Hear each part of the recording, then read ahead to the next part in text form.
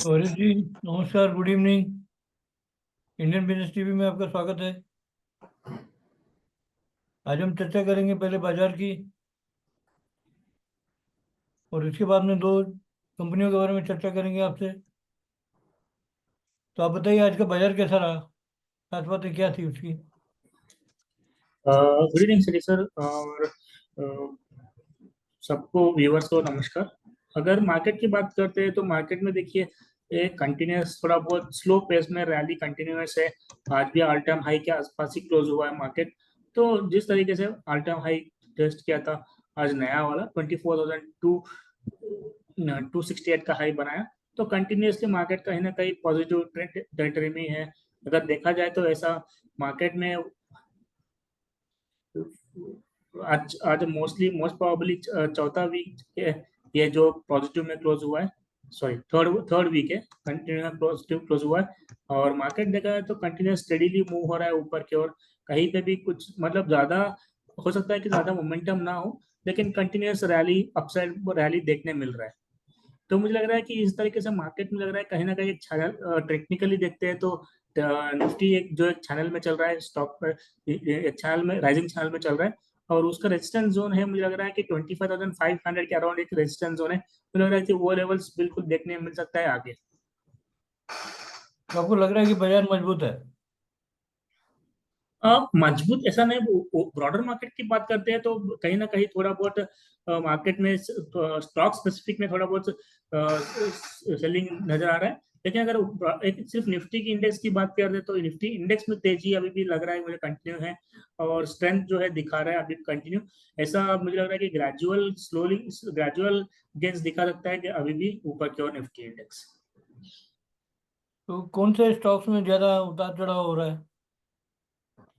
देखिए जिस तरीके से अभी रिसेंटली आप देखोगे तो एक शिपिंग मार्केट शिपिंग कंपनीज के स्टॉक्स है, बहुत चल चुके थे वो। अब रिसेंटली एक स्ट्रॉन्ग बहुत सारा सेल ऑफ देखने मिला है वहां से। ऑलमोस्ट 20 से 25% का करेक्शन हाई से टॉप से देखने मिल रहा है उस स्टॉक्स में। और दूसरा चीज अब मुझे लग रहा है कि तेजी के देखते बात करें तो थोड़ा बहुत फार्मा में स्ट्रॉन्ग मोमेंटम है अभी भी। और फार्मा सेक्टर जो है थोड़ा बहुत तेजी से पकड़ रहा है। और आज के दिन शुगर का स्टॉक में न्यूज था, तो उसके चलते शुगर स्टॉक भी थोड़ा बहुत तेजी चले आज। तो ओवरऑल सेटअप देखा है तो सेक्टर स्पेसिफिक है। और कहीं ना कहीं थोड़ा बहुत पॉजिटिव प्रॉफिट बुकिंग देखने मिल रहा है गवर्नमेंट स्टॉक्स में, पीएसयू स्टॉक में। तो आपको न्यूज़ बेस्ड है, न्यूज़ कुछ आती है, शुगर की आई, दूसरी कंपनी के रिजल्ट आए किसी के, तो थोड़ा मूवमेंट आता है उसमें, और फिर टूट जाता है, गिरता नहीं है। बिल्कुल बिल्कुल सही, आपने सही सही बताया सेठी सर। मार्केट में जो है मोमेंटम देखा जाए तो निफ्टी में बिल्कुल continuous upside trend rally continuation है। लेकिन अगर स्टॉक स्पेसिफिक देखते हो ऊपर लेवल्स पर टिकना थोड़ा मुश्किल हो रहा है। मुझे लग रहा है कि उसके चलते मार्केट में थोड़ा बहुत दबाव भी देखने मिल रहा है। अगर आज का कैंडल भी देखते हैं तो मात्र 83 पॉइंट से प्लस से क्लोज हुआ है, लेकिन एक स्मॉल डोजी जैसा फॉर्मेशन बना के क्लोज हुआ है। तो आज हम दो कंपनियों के बारे में चर्चा करेंगे। एक तो है रिलायंस इंडस्ट्रीज। ये नामचीन कंपनी है, इसने बोनस भी अनाउंस किया है, उसकी भी अनाउंसमेंट आने वाली है इसकी, और वर्किंग भी अच्छा है सब। तो अभी चार्ट इसका क्या बताता है? आप हमें चार्ट के हिसाब से बताइए। देखिए रिलायंस इंडस्ट्रीज में चार्ट की सबसे बात करते हैं तो रिलायंस इंडस्ट्रीज मेजरली इतना ज्यादा बड़ा अप ट्रेंड या नहीं दिखाता है। ग्रेजुअल गेन्स दिखाता है, स्लोली स्लो ऑन पे से, क्योंकि इंडेक्स का हैवी वेट है। ज्यादा चलना भी बहुत इतना ज्यादा मुश्किल है उसके लिए, फास्ट पे से चलना है। मुश्किल है हेलो। उसके लिए। हाँ बिल्कुल, चलना मुश्किल है। लेकिन अगर हम लोग देखते हैं तो period on period, year on year और मंथ ऑन मंथ देखते हैं तो वो ग्रेजुअल गेन्स देता रहता है स्टॉक प्राइस। अगर हम लोग देखते हैं तो 2020 से लगेगा लगातार ऑलमोस्ट, ऑलरेडी एक बार बीच में स्प्लिट हुआ, बोनस दिया था, तो वहां से फिर से एक बार बोनस की बात हो रही है। तो मुझे लग रहा है कि जहां से जिस तरीके से स्टॉक प्राइस है 2020 से अभी तक ऑलमोस्ट 250% रिटर्न दे चुके हैं, तो 250% का रिटर्न दे चुका है। तो मुझे एक्सपेक्ट कर रहा हूँ कि ये जो है स्टेडी पेस में जो है वैसे ही चलता रहेगा स्टॉक प्राइस में, मूवमेंट अपसाइड की ओर। इंडेक्स को बीट करेगा, इंडेक्स का हीरो नहीं बनेगा। इंडेक्स को बीट करना थोड़ा मुश्किल है इसमें, क्योंकि जिस तरीके से पेस है, क्योंकि फिलहाल के लिए देखा जाए तो मुझे लग रहा है कि स्टॉक पहले एक चीज बात बोला ना तो टेक्निकली ये 2022 से लेके 2024 फरवरी तक एक रेंज में था, एक दायरे में था, मोटा मोटा नीचे की ओर 2100 के कारण करीबन सपोर्ट था, और ऊपर की ओर 2800 2850 के अराउंड रेजिस्टेंस था। तो उसके बीच में ऑलमोस्ट 2 साल चला है। तो रिसेंटली इस साल के फरवरी मंथ में उसके वहां से बाहर निकला है, अभी फिलहाल उसके ऊपर टिक रहा है। लेकिन निफ्टी से कंपेयर करते हैं तो बिल्कुल इतना ज्यादा तेजी नहीं दिखा रहा है और अंडर परफॉर्मिंग कर रहा है अभी भी। तो टेक्निकली खास ट्रैक्शन नहीं है आपको उसमें, ऐसा कोई इंडिकेशन नहीं है कि उसको लेना ही चाहिए? नहीं, मुझे लग रहा है कि देखिए, अगर कोई लॉन्ग टर्म इन्वेस्टर है, कुछ मुझे लग रहा है कि स्टडी में अगर ग्रोथ चाहिए उनको, स्लो पेस में भी चलेगा। अभी रिसेंटली एक चीज नोटिस करने वाली चीज है कि रिलायंस ने अभी सोलार में एंट्री किया हुआ है। तो इसके चलते मुझे लग रहा है कि थोड़ा मोमेंटम बिल्टअप हो सकता है आगे जाके। तो मुझे लग रहा है कि अगर टेक्निकली बात करते हैं तो स्टॉक प्राइस जो है, जैसे मैंने बताया कि एक रेंज में चला था ऑलमोस्ट 2 साल का, तो वहां से निकल के ऊपर के ओर टिक रहा है। जो फिलहाल के सब वही जो हाई थे सपोर्ट बने रहेंगे, 2850 के अराउंड सपोर्ट है, स्ट्रॉन्ग सपोर्ट। तो मुझे लग रहा है कि वो जो रेंज का जो चैनल का टारगेट है, तो वहां तक बिल्कुल एक्सपेक्ट कर सकते हैं एक शॉर्ट टर्म में।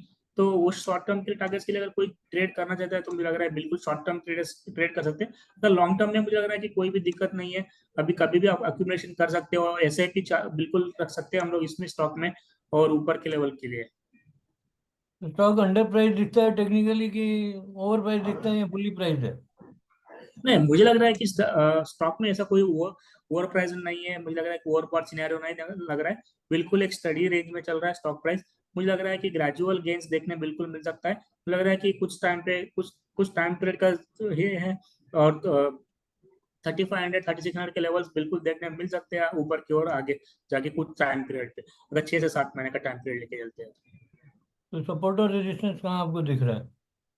जहां तक मैं जैसे बताया कि एक रेंज में चल रहा था, उसका सपोर्ट जो बना हुआ है 2800 2850 के अराउंड, ये स्ट्रॉन्ग सपोर्ट बेस है। जब तक 2850 के ऊपर टिका हुआ है, मुझे लग रहा है कि जो ऊपर के लेवल जो बताया था 3500 का लेवल बिल्कुल देखने मिल सकता है कुछ टाइम पीरियड में। तो मेजर सपोर्ट वही अभी फिलहाल के लिए 2850 लेके चल रहा है। तो रिस्क रिवार्ड रेशो क्या आपको लगता है सपोर्ट और रेजिस्टेंस के साथ? सपोर्ट और रेजिस्टेंस की हिसाब से देखिए, अभी आज का क्लोजिंग दिया है ऑलमोस्ट 3019 का 3020 के अराउंड। तो मुझे लग रहा है कि कहीं ना कहीं 5 to 6% का रिस्क है यहाँ पे। और रिटर्न्स की बात करते हैं तो मुझे लग रहा है कि यहाँ से ऑलमोस्ट रिटर्न्स की बात करते हैं तो ऑलमोस्ट 15 to 18% का रिटर्न्स देखने मिल सकता है 7 to 8 मंथ्स के रेंज टाइम पीरियड में। 1:3 का रेशो हो गया। बिल्कुल। और आरएसआई, मनी फ्लो और स्टोकेस्टिक्स, देखिए, एमएसीडी क्या? आरएसआई अगर वीकली में आरएसआई की बात करते हैं तो आरएसआई जो है रिसेंटली एक डाउन टिक देखने मिला है रिसेंट करेक्शन में। तो जो कि 52 के अराउंड चल रहा है, अभी प्री सपोर्ट्स के आसपास है। और आज के इस हफ्ते में थोड़ा बहुत बाउंस वहां से देखने मिला है, 50 से लेके 50 तक हो चुका है। तो मुझे लग रहा है कि आरएसआई सपोर्ट्स लेके ऊपर की ओर बाउंस बैक हो रहा है।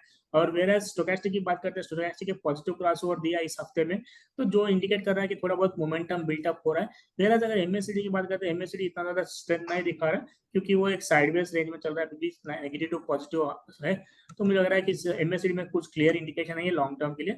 लेकिन हावेवर ओवरऑल देखते हैं तो शॉर्ट टू मीडियम टर्म के लिए आरएसआई और स्टोकेस्टिक जो है शॉर्ट टर्म के लिए पॉजिटिव ट्रेंड इंडिकेट कर रहा है। और बोलिंगर बैंड? बोलिंगा बैंक में अभी देखा जाए तो स्टॉक प्राइस जो है रिसेंट करेक्शन में बोलिंगा बैंक के नीचे लेवल्स पे आ चुके हैं स्टॉक प्राइस, और वहां से स्लाइटली बाउंस दे रहा है। तो अगर डेली में देखते हैं तो अगर वीकली चार्ट्स में देखते हैं तो बोलिंगा बैंक के नीचे लेवल्स के आसपास मिड रेंज नीचे लेवल से बाउंस बैक होकर अभी जस्ट मिड लेवल का जो ट्रेंड मिड लेवल का एवरेज है, तो उसके ऊपर चल रहा है। तो इंडिकेट कर रहा है कि प्राइजेस में थोड़ा बहुत उछाल अभी हो सकता है, जो कि अपर रेंज का बोलिंगा बैंड जो है 2170 के आसपास है रेजिस्टेंस। तो उस लेवल्स के लिए शॉर्ट टर्म के लिए हम लोग बिल्कुल एक्सपेक्ट कर सकते हैं, और फिर शॉर्ट टर्म में। तो आपके एडवाइस क्या है, फोरकास्ट क्या है ट्रेडर्स और इन्वेस्टर्स के लिए? मुझे लगता है कि जो बड़ा सा कंसोलिडेशन था ऑलमोस्ट 2 साल का कंसोलिडेशन था, कंसोलिडेशन से बाहर निकला है स्टॉक प्राइस, और ऊपर की ओर उसकी टिक रहा है कुछ बहुत बहुत टाइम से। तो मुझे लग रहा है कि स्टॉक प्राइस में थोड़ा बहुत मोमेंटम है अपसाइड के लिए। तो मुझे लग रहा है कि कंटिन्यूस अगर शॉर्ट टर्म के लिए या 6 to 7 मंथ्स का टेन्योर के लिए कोई बाय करना चाहते हो तो बिल्कुल बाय कर सकते हैं करंट लेवल्स पे भी, और थोड़ा माइनर करेक्शन आए तो भी बिल्कुल चलेगा, बाय कर सकते हैं। जो कि मुझे लग रहा है कि 2850 2800 का एक क्लोजिंग बेस में जब तक इसके ऊपर आता रहता है स्टॉक प्राइस, मुझे लग रहा है कि अपसाइड पोटेंशियल है स्टॉक प्राइस में। 30 जो रिसेंट हाई था 3200 का वहां तक, उसके ऊपर नेक्स्ट लेवल रहेगा 3500 का लेवल्स नेक्स्ट अपसाइड में। You are comfortable by investing in short term and long term? बिल्कुल सिटी सर, हाँ इस लेवल पे बिल्कुल अक्यूमुलेट कर सकते हैं स्टॉक प्राइस। स्टॉक अगर शॉर्ट टू मीडियम टर्म के लिए कोई किसी को अक्यूमुलेट करना है तो बिल्कुल अक्यूमुलेट कर सकते हैं। अगर लॉन्ग टर्म सिनेरियो है तो मुझे लग रहा है कि कोई भी ट्रेंड में चेंज नहीं है लॉन्ग टर्म में, तो बिल्कुल होल्ड कर सकते हैं लॉन्ग टर्म। अभी हम बात करते हैं अपने इंडस टावर्स के बारे में। इंडस टावर्स महीना डेढ़ महीना पहले बहुत सर्किट वगैरह में मिला था, बहुत तेजी आई थी इसमें।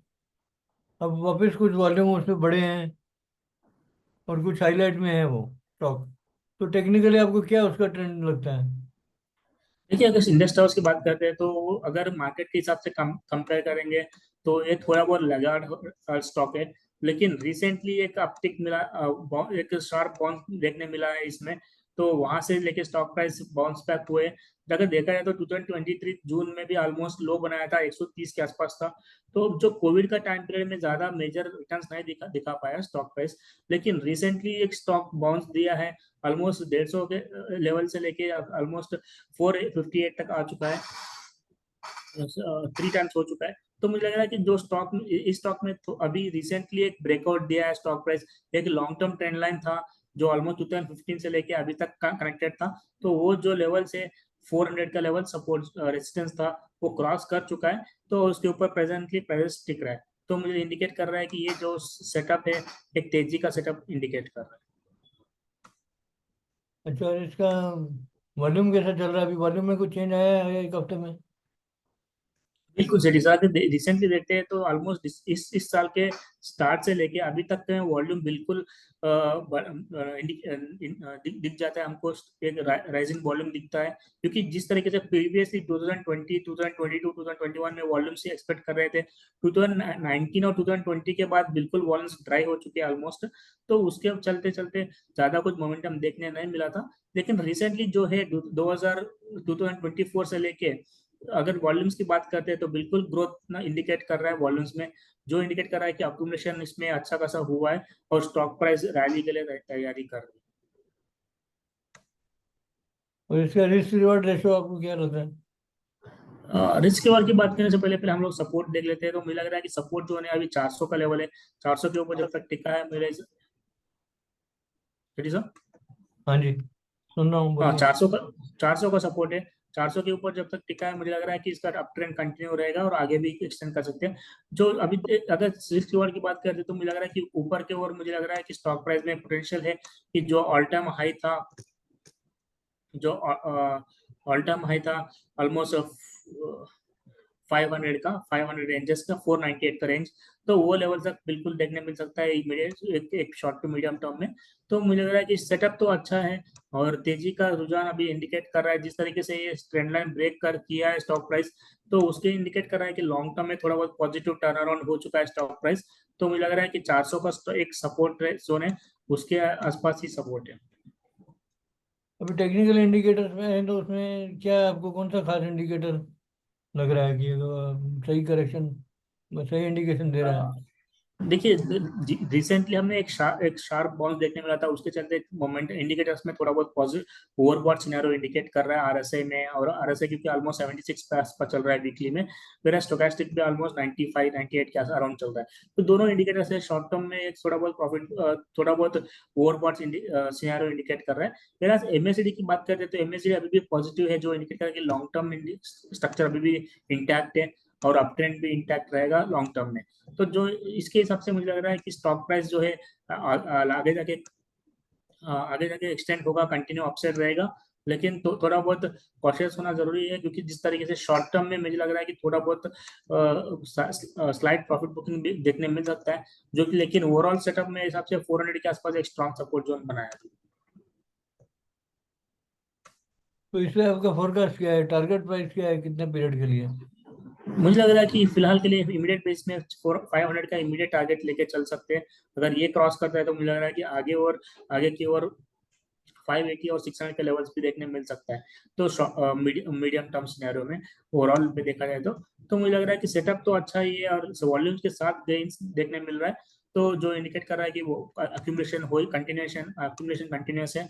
तो आज के दिन का, इस हफ्ते का भी वॉल्यूम प्रीवियस दो हफ्तों से ज्यादा है। तो इसके हिसाब से इंडिकेट कर रहा है कि स्टॉक प्राइस में मोमेंटम है बिल्कुल। और अगर किसी को बाय करना है तो करंट लेवल्स पे बाय कर सकते हैं, थोड़ा बहुत माइनर टिप्स आए तो भी बाय कर सकते हैं शॉर्ट टर्म के लिए इस स्टॉक में।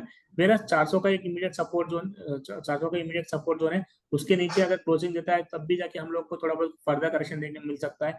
नहीं तो मुझे लग रहा है कि अप ट्रेंड जो है कंटिन्यू रहेगा। आपको क्या लगता है, शॉर्ट टर्म के लिए अच्छा है इन्वेस्टमेंट के लिए, मीडियम टर्म के लिए कि लॉन्ग टर्म के लिए? मुझे लग रहा है कि एक शॉर्ट टू मीडियम टर्म के लिए बेटर स्टॉक रहेगा, क्योंकि जिस तरीके से लॉन्ग टर्म में अभी तक इसका देखना पड़ेगा कि कितना स्ट्रेंथ है दिखा रहा है स्टॉक प्राइस, क्योंकि थोड़ा बहुत ओवरबॉट सिनेरियो में मुझे लग रहा है शॉर्ट टू मीडियम टर्म में मुझे लग रहा है कि 500 से लेके 500 500 से लेके 550 तक का इमीडिएट में शॉर्ट टर्म में देखने मिल सकता है। तो उस प्राइसेस के लिए कोई ट्रेड करना है तो करंट लेवल्स पे या थोड़ा बहुत माइनर डिप्स पे बाय कर सकते हैं ये। और 400 का स्टॉप लॉस मेंटेन कर सकते हैं फिलहाल के लिए। और कोई महत्वपूर्ण बात आप बताना चाहेंगे इसके बारे में? जी देखिए, एक्चुअली इंडस टावर्स जो एक, जैसे मैंने बताया कि अटर परफॉर्मर रहा है दो लास्ट 3-4 सालों में। इस साल ही थोड़ा बहुत गेंस दिखाया, ऑलमोस्ट ऑल टाइम हाई के आसपास अभी मूवमेंट दिखा रहा है। तो मुझे लग रहा है कि इसमें एक अपॉर्चुनिटी बन सकती है, लेकिन हर बार ट्रायल स्टॉप लॉस ट्रायल करता रहना चाहिए, क्योंकि मार्केट जो है एक थोड़ा बहुत ओवर स्ट्रेच हुए हैं। कभी भी थोड़ा बहुत करेक्शन देखने में मिल सकता है मार्केट्स में। तो उसके चलते मुझे लग रहा है कि स्टॉक्स में बिल्कुल इन्वेस्ट तो कर सकते हैं, लेकिन ट्रायल स्टॉप लॉस जो है ट्रायल करता रहना पड़ेगा ऊपर की ओर।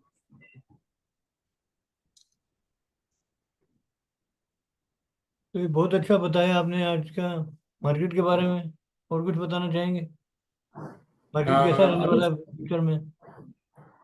मुझे लग रहा है कि मार्केट अभी सितंबर 18 को, एक्चुअली सितंबर में एफओएमसी का मीटिंग है। तो उसके ऊपर मुझे लग रहा है कि थोड़ा बहुत क्लैरिटी आएगी, क्योंकि वो अगर वहाँ पे अगर प्राइस कट होता है, इंटरेस्ट रेट कट होता है, तब जाके मुझे लग रहा है कि थोड़ा बहुत हम लोग एक्सपेक्ट कर सकते हैं, थोड़ा बहुत करेक्शन या एक्सपेक्ट कर सकते हैं उसके ऊपर, उसके बाद में मुझे लग रहा है। तो वो एक बड़ा इवेंट है वो फेड का। बिल्कुल सर, बिल्कुल फेड का इवेंट एक बड़ा इवेंट है। उसके बाद ही मुझे लग रहा है कि उसके बाद हमको क्लैरिटी आएगा। 17 18 सितंबर 17 और 18 को है फेड का। तो उसके बाद हमको क्लैरिटी आएगा कि उसके बाद एक्सटेंड होगा करेक्शन, या तो करेक्शन आएगा, क्योंकि अगर हिस्टोरिकली हम लोग देखते हैं तो जब भी एक price price interest rate cut हुआ है, तो हमने एक नोटिस किया है कि स्टॉक प्राइस वहां से थोड़ा बहुत टॉप बनने का चांसेस बहुत ज्यादा है। और हिस्टोरिकली ये इंडिकेट कर रहा है कि स्टॉक प्राइस और मार्केट से करेक्ट हुए हैं आफ्टर प्राइस इंटरेस्ट कट। तो अगर इस बार देखना पड़ेगा कि मार्केट्स में वो कंटिन्यू रहेगा या ट्रेंड में तो कुछ चेंजेस हो सकता है। तो उसके लिए हमको तैयार, लेकिन जो भी है मार्केट थोड़ा टेक्निकली ओवर स्ट्रेच है मार्केट। तो मुझे लग रहा है कि थोड़ा बहुत कॉशियस होना बिल्कुल है। लेकिन ओवरऑल अगर शॉर्ट टर्म में देखा है तो मुझे तो निफ्टी 25,500 लेवल्स बिल्कुल देखने मिल सकता है। तो एक तरफ से डर भी है और लगता है मौका भी नहीं चला जाए हाथ से। दोनों स्थितियां हैं, डर की भी और लालच की भी। और दूसरा इसमें जो आपने बताया फेड का, क्योंकि 80,000 से ऊपर भारत का बाजार अगर टिकना चाहिए तो फेड की सही सपोर्ट आनी चाहिए। अमेरिका से पैसा आना चाहिए इंडिया में। हाँ, बिल्कुल आपने सही बताया रेड्डी सर। लेकिन उसके हिसाब से देखो, फर्स्ट रेट कट है। ऐसा नहीं कि पूरा रेट कट अभी हो रहा है। तो फिलहाल कितना रेट कट होता है आगे जाके वो भी देखना जरूरी है। उसके बाद ही हमको क्लैरिटी आएगा। तो लेकिन जो भी है इंडिया मार्केट्स में जो कल के दिन भी कुछ दिनों से एफआई सेलिंग हो रहा है, लेकिन कल के दिन थोड़ा बहुत एफआई का बाइंग भी हुआ था। तो मुझे लग रहा है कि जो ट्रेंड है एफआई का सेलिंग कंटिन्यूस, ये कहीं ना कहीं हार्ड होता है या नहीं होता है देखना जरूरी है। ये बहुत आश्चर्यजनक है कि अमेरिका को इतना टाइम ले रहा है कि इंटरेस्ट कट करने के लिए, या उसको कटने और बढ़ाने के लिए। पहले लगातार उसने बढ़ाता गया, अभी कट करने की बात आई है तो कट करने में रोका पड़ा है, क्योंकि उसने इन्फ्लेशन पहली बार देखा है। अभी और क्या कारण है जो उसकी वजह से वो कट नहीं कर पा रहा है? ये आपके विचार? बिल्कुल बिल्कुल सही सर। जिस तरीके से इन्फ्लेशन उनका बढ़ा था, लेकिन अभी थोड़ा बहुत नॉर्मलाइज हो चुका है इन्फ्लेशन, और उसके चलते चलते उनका एम्प्लॉयमेंट भी नजर था, तो एम्प्लॉयमेंट का भी थोड़ा बहुत सिनेरियो बढ़ा है। तो उसके चलते मुझे लग रहा है कि, और अभी नेक्स्ट नवंबर में उनका इलेक्शन है, तो उसके पहले बहुत सारे इवेंट्स है यूएस के। तो उसके हिसाब से मुझे लगता है कि एटलीस्ट एक इंटरेस्ट कट तो बिल्कुल है, जैसे मार्केट एक्सपेक्ट कर रहा है। अगर, और उसके हिसाब से देखना पड़ेगा मार्केट कैसे परफॉर्म करता है उसके बाद। तो फेड का पावल सीधा जवाब नहीं देता है, उसको पूछते हैं क्या इंटरेस्ट रेट कट आएगा, कभी करेंगे आप? तो वो बोलता है कि जब इन्फ्लेशन 2% आएगा।